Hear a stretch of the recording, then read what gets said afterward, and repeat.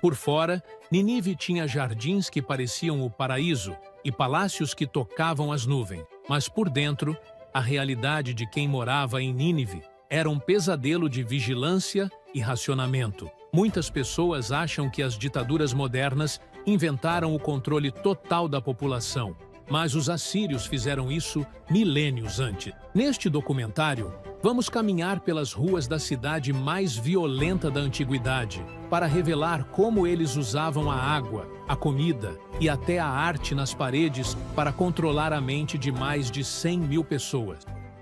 Passar pelos portões de Nínive não era uma questão de burocracia, era um teste psicológico. Quando você se aproximava da entrada, a primeira coisa que seus olhos encontravam não eram os guardas, mas monstros de pedra com 5 metros de altura. Eles chamavam essas criaturas de lamassu, touros com asas de águia e cabeça humana. Para nós, hoje, são peças lindas de museu. Mas para um comerciante ou um viajante daquela época, aquilo era tecnologia espiritual de ponta.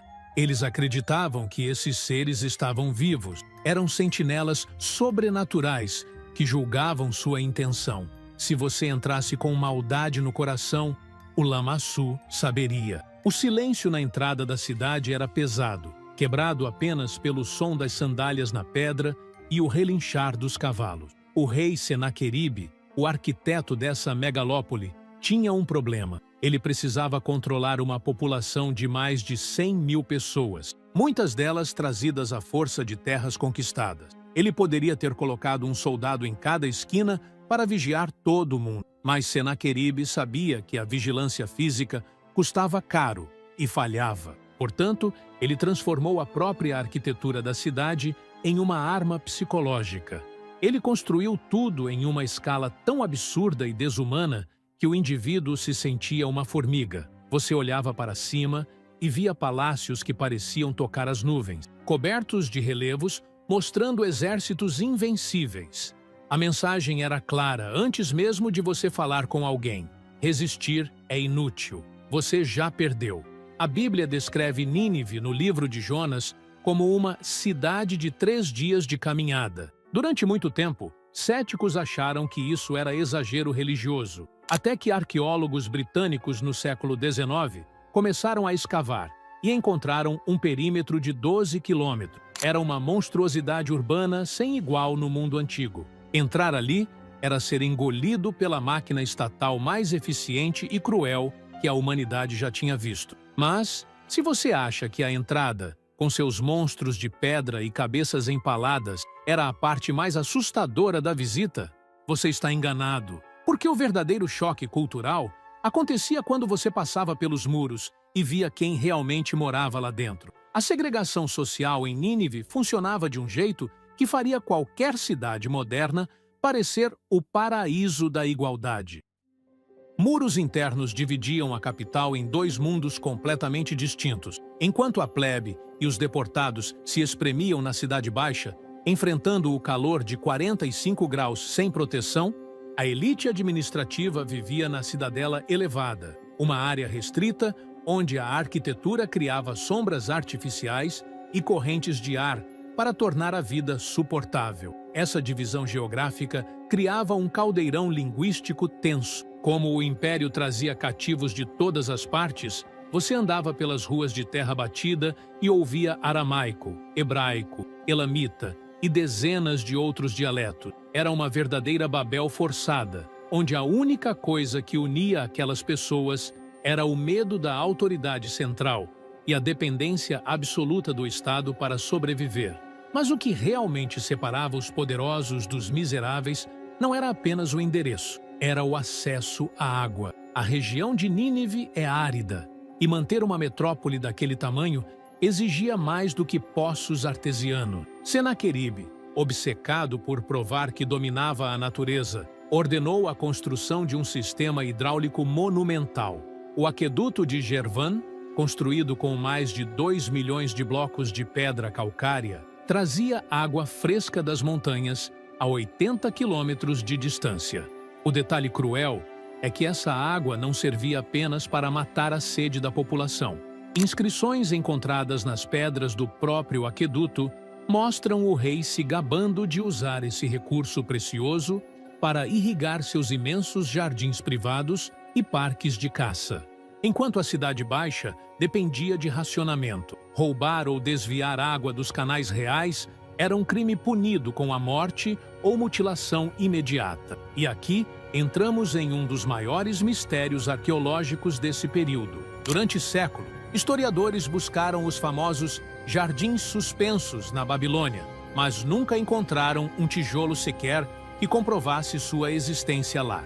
Pesquisas recentes da Universidade de Oxford, baseadas em relevos do Palácio Sudoeste de Nínive, sugerem que os jardins suspensos, na verdade, ficavam aqui. Os relevos de pedra mostram árvores exóticas crescendo em terraços elevados, irrigadas por parafusos de bronze que subiam a água contra a gravidade, uma tecnologia que acreditávamos ter sido inventada séculos depois por Arquimedes. Senaqueribe pode ter criado a maravilha do mundo antigo, mas a história, em uma ironia do destino, deu o crédito ao inimigo dele, Nabucodonosor. Porém, mesmo com jardins exuberantes e canais de água fresca, a vida do cidadão comum passava longe do paraíso. Se a água era controlada, a comida era ainda mais restrita. Não existia supermercado ou liberdade de comércio como conhecemos. A sobrevivência diária dependia de um sistema burocrático frio e calculado, onde cada grão de trigo era contado, registrado e trocado por obediência. Você não recebia um salário em moedas no final do mês para gastar como quisesse. Em Nínive, a economia doméstica girava em torno das rações reais. Escavações na cidadela revelaram milhares de tabuletas de argila que funcionavam como planilhas de contabilidade, registrando a distribuição meticulosa de pão, cerveja e óleo. Se você era um artesão, um soldado ou um escriba, sua vida dependia diretamente da despensa do palácio. Esse sistema criava uma lealdade forçada, não por patriotismo, mas pela necessidade biológica imediata. Se o rei caísse, a cadeia de suprimentos parava e sua família morria de fome em dias. Portanto, a população tolerava a brutalidade do regime porque o Estado era o único garantidor de comida na mesa. Enquanto caminhava para buscar sua ração diária, o cidadão comum de Nínive era bombardeado por uma propaganda visual incessante. Não existiam outdoors ou telas, mas existiam relevos em pedra esculpidos nos muros dos palácios e templos, expostos para qualquer um ver. E as imagens não eram de paisagens relaxantes. Eram cenas gráficas e detalhadas de inimigos sendo esfolados vivos, cidades sendo queimadas e prisioneiros sendo cegados. Para uma criança crescendo nessas ruas, a violência extrema não era algo chocante ou proibido para menores. Era a decoração padrão do ambiente urbano. Essa exposição constante normalizava a crueldade. O povo aprendia desde cedo que a dor dos inimigos da Assíria era o preço da paz interna. A mensagem subliminar nessas pedras era que o caos existia lá fora, e somente a mão pesada do rei mantinha a ordem aqui dentro. Mas o medo não vinha apenas da espada do rei. A vida cotidiana em Nínive era assombrada por uma paranoia espiritual constante. Arqueólogos encontraram centenas de amuletos e estatuetas de demônios enterrados sob o piso das casas comuns. Eles acreditavam que, se baixassem a guarda, espíritos malignos trariam doenças ou má sorte. Poderíamos pensar que a população vivia aterrorizada pelo próprio governante, mas os registros indicam que eles se sentiam protegidos por essa brutalidade. Para a mente assíria, o rei era o sumo sacerdote que mantinha os demônios e o caos longe. A violência do Estado era vista não como crime, mas como a única barreira entre a civilização e a aniquilação total. Só que essa máquina de ordem não se contentava em apenas manter a paz interna. A Assíria transformou a crueldade em uma ciência militar exportável, desenvolvendo métodos de tortura psicológica que fariam exércitos modernos parecerem amadores. Os relevos de Laques, expostos hoje no Museu Britânico, mostram o método favorito do exército assírio em detalhes técnicos perturbadores. Eles não apenas matavam os líderes das cidades que resistiam, Eles os empalavam em estacas de madeira afiadas e os colocavam em frente aos portões da cidade sitiada. Não era sadismo aleatório, era uma tática de cerco calculada. O objetivo era fazer com que os habitantes lá dentro olhassem para aquelas fileiras de corpos suspensos e decidissem abrir os portões antes que o primeiro ariete tocasse a muralha. A Assíria industrializou o terror psicológico. Eles entenderam, séculos antes de qualquer teórico militar moderno, que quebrar a mente do inimigo era mais barato e rápido do que quebrar suas defesas físicas. Mas, se você sobrevivesse ao cerco, enfrentava uma inovação ainda mais devastadora: a deportação em massa. O Império aperfeiçoou o que chamamos hoje de engenharia populacional. O relato bíblico em 2 Reis descreve como o rei da Assíria tomou Samaria e deportou os israelitas para a região da Média. A estratégia era brilhante e cruel. Eles não apenas moviam pessoas de um ponto a outro, eles misturavam grupos étnicos diferentes como um baralho de cartas. Ao separar um povo de sua terra, seus templos e seus vizinhos, a Assíria apagava a identidade nacional deles. Um povo que esquece quem é, não se rebela. O sofrimento do exílio, caminhando centenas de quilômetros amarrados por cordas ou ganchos no nariz, como mostram os relevos, era o preço da pacificação. Essa obsessão por dominar o caos não ficava apenas nas fronteiras. Dentro de Nínive, a violência era um ritual sagrado, performado pelo próprio rei na caça aos leões. Diferente dos gladiadores romanos, que lutavam por entretenimento, a caça assíria era teológica. Para eles, o leão representava o caos selvagem da natureza. O rei representava a ordem divina. Quando Assurbanipal entrava na arena e cravava uma lança na garganta de um leão, ele não estava praticando esporte. Ele estava encenando uma liturgia religiosa, provando publicamente que os deuses haviam dado a ele o poder de manter as forças da desordem sob controle. O sangue na areia era necessário para garantir que o sol nascesse no dia seguinte. A história julga os assírios como monstros sádicos, mas a verdade desconfortável é que eles se viam como os homens mais piedosos da terra. Para a mentalidade deles, quanto mais brutal fosse a punição aos rebeldes e aos leões, mais devotos eles eram aos seus deuses. Foi exatamente essa reputação de piedade sanguinária que fez com que o mundo inteiro os odiasse com uma intensidade rara. E é esse contexto de terror absoluto que explica por que um profeta hebreu específico preferiu se jogar no mar a colocar os pés nessa cidade. Quando ele finalmente pisou naquelas ruas, Jonas não estava apenas enfrentando um medo pessoal de morrer. Ele estava carregando o peso de um ódio nacional. Para um hebreu daquela época, entrar em Nínive e oferecer uma chance de perdão aos assírios era como pedir a um polonês em 1940 para pregar misericórdia em Berlim.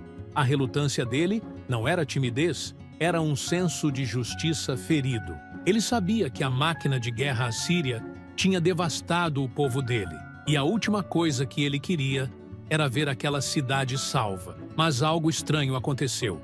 Em vez de esfolarem o profeta estrangeiro vivo, o que seria o procedimento padrão, a cidade parou para ouvir. O relato bíblico diz que, desde o rei até o cidadão mais humilde, todos vestiram pano de saco em sinal de luto. Céticos modernos questionam se isso realmente aconteceu, já que os anais reais assírios, que funcionavam como propaganda estatal, nunca registram derrotas ou humilhações morais. Porém, a história nos dá uma pista fascinante.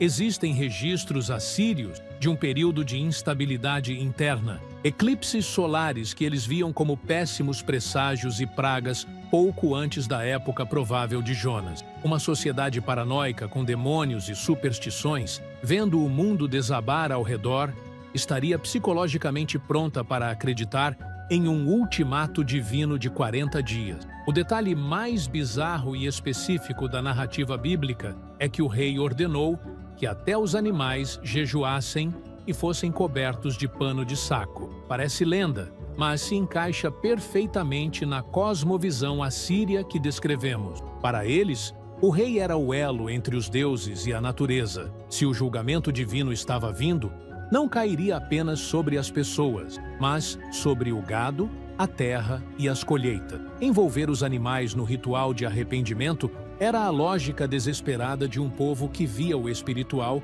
e o material como uma coisa só. Se você acredita que não existe coração duro demais que não possa ser transformado, comente agora. A misericórdia muda a história. O arrependimento funcionou e a destruição foi adiada. Nínive ganhou uma sobrevida, mas a cultura do terror estava enraizada demais no DNA do império para desaparecer com uma única geração. A cidade voltou a crescer, a conquistar e a matar. E no centro desse renascimento surgiria um governante que era uma contradição viva. Um homem capaz de arrancar a língua de rebeldes com as próprias mãos, mas que entrava em pânico se perdesse um livro raro de sua coleção. A maioria dos reis assírios deixava inscrições se gabando de quantas cidades queimaram ou quantos prisioneiros cegaram. Assurbanipal era diferente. Nas tabuletas que sobreviveram, o maior orgulho dele não era o número de mortos, mas o fato de que conseguia ler e escrever em sumério e acádio, línguas complexas que nem os seus generais entendiam. Ele era um intelectual no trono.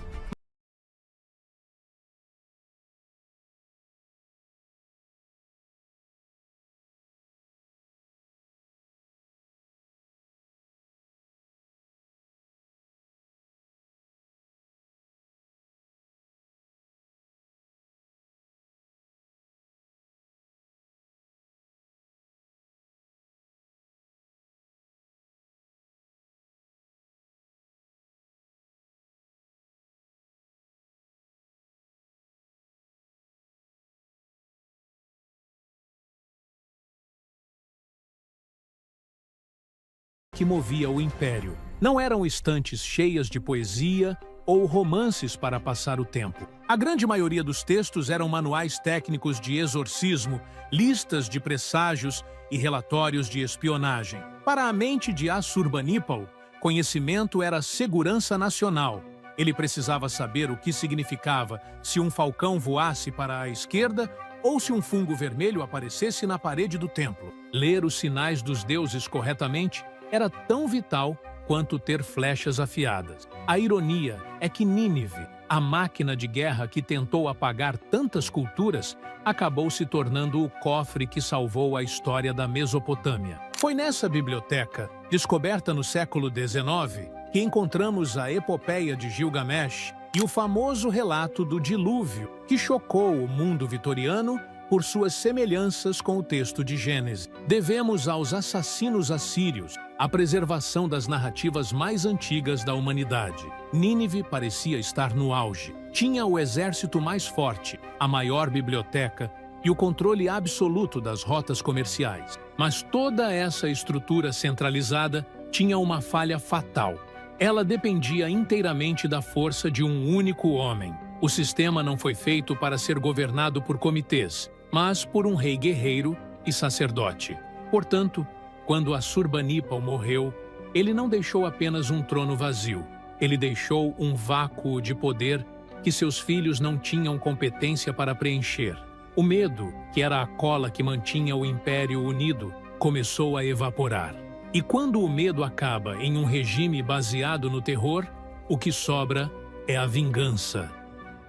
4 anos após a morte de Assurbanipal, o império que parecia eterno estava se devorando por dentro. Em vez de uma transição pacífica, os filhos do rei transformaram os corredores do palácio em um campo de batalha. O trono, que antes era o símbolo máximo da ordem cósmica, virou o prêmio de uma guerra civil sangrenta entre irmãos. O exército assírio, treinado para esmagar estrangeiros, agora estava ocupado matando seus próprios generais nas ruas da capital. Essa instabilidade política teve um efeito dominó imediato na vida do cidadão comum. Lembra do sistema de rações que controlava a comida? Ele colapsou. Com as estradas inseguras devido aos combates internos, as caravanas de grãos pararam de chegar. Documentos econômicos da Babilônia dessa época mostram que a inflação disparou. O preço da cevada e do trigo subiu a níveis impossíveis. Para o oleiro ou o pedreiro da Cidade Baixa, Isso significava que o Estado, que antes garantia a sobrevivência em troca de submissão, agora só oferecia violência e fome. A população começou a morrer não pela espada inimiga, mas pela incompetência administrativa dos seus próprios governantes. A estrutura centralizada, que funcionava tão bem com um líder forte, não tinha plano de emergência para o caos interno. Nínive, a cidade que nunca dormia por causa do barulho da indústria imperial, agora não dormia por causa da insegurança. Enquanto a Assíria sangrava sozinha, os vizinhos oprimidos observavam com atenção. Babilônios ao sul e Medos ao leste, povos que passaram séculos pagando tributos humilhantes e vendo seus filhos serem deportados, perceberam que o leão estava velho e ferido. O medo, que era a única barreira que impedia a revolta, desapareceu. Nabopolassar, um general caldeu que se declarou rei da Babilônia, viu ali a oportunidade que seus ancestrais esperaram por 300 anos. Ele não queria apenas parar de pagar impostos, ele queria vingança. A aliança que começou a se formar nas fronteiras não tinha o objetivo de conquistar territórios. O objetivo era a aniquilação total. Mas Nínive ainda tinha as muralhas mais formidáveis da terra. 12 quilômetros de pedra e tijolo, projetados para aguentar qualquer ariete ou catapulta existente. Para invadir a cidade, os inimigos precisariam de algo mais do que apenas soldados com raiva. Eles precisariam que a própria natureza se voltasse contra a capital, exatamente como um profeta hebreu chamado Naum havia previsto anos antes. No verão de 612 a.C., o horizonte ao redor de Nínive escureceu, mas não foi por causa de uma tempestade. Eram os exércitos combinados da Babilônia e da Média cercando a cidade. Historicamente, esses dois povos não se suportavam, mas o ódio que sentiam pela Assíria era tão visceral que eles deixaram as diferenças de lado com um único objetivo: o extermínio. Eles não vieram para cobrar impostos ou renegociar fronteiras. A ordem era não fazer prisioneiros. Durante 3 meses de cerco, as defesas da capital aguentaram. Aquelas muralhas de 12 quilômetros que Senaqueribe construiu não eram apenas altas, eram espessas o suficiente para absorver o impacto de qualquer catapulta da época. Os habitantes lá dentro, apesar da fome, confiavam na engenharia militar. Eles acreditavam que, enquanto os tijolos estivessem de pé, a cidade seria imortal. Mas eles esqueceram de proteger a única entrada que nenhum soldado podia guardar: o rio Kosher, que corria por baixo dos muros para abastecer a cidade. O profeta bíblico Naum, escrevendo anos antes desse evento, fez uma previsão específica e estranha. As comportas dos rios se abrirão e o palácio será destruído. Parecia linguagem poética, mas a arqueologia sugere que foi literal. Chuvas torrenciais fora de época ou uma estratégia dos invasores de represar e soltar a água de uma vez fizeram o nível do rio subir violentamente. A base da muralha, feita de tijolos de barro secos ao sol, dissolveu-se em contato com a correnteza furiosa. O muro colapsou. A brecha transformou a segurança em pânico absoluto. Quando a água baixou, o exército da coalizão não encontrou uma força de defesa organizada, mas uma população em choque. O que aconteceu nas horas seguintes não foi uma batalha, foi um massacre sistemático. Escavações no portão de Halsey revelaram uma cena congelada no tempo. Esqueletos de crianças, idosos e mulheres amontoados na entrada, misturados com pontas de flechas babilônicas e citas. Eles correram para o portão tentando fugir, mas foram encurralados e abatidos ali mesmo. A brutalidade que a Assíria exportou para o mundo durante séculos voltou para casa em uma única tarde. Ninguém foi poupado para contar a história. Mas os invasores não queriam apenas matar as pessoas, eles queriam matar a memória da cidade. Então, eles marcharam para o Palácio Real, onde estava a grande biblioteca, e acenderam tochas. A intenção era reduzir a cultura assíria a cinzas e apagar o império da face da terra. As chamas subiram pelos corredores do Palácio Sudoeste, alcançando temperaturas superiores a 1000 graus. Os soldados babilônios e medos que atearam o fogo acreditavam estar executando o golpe final.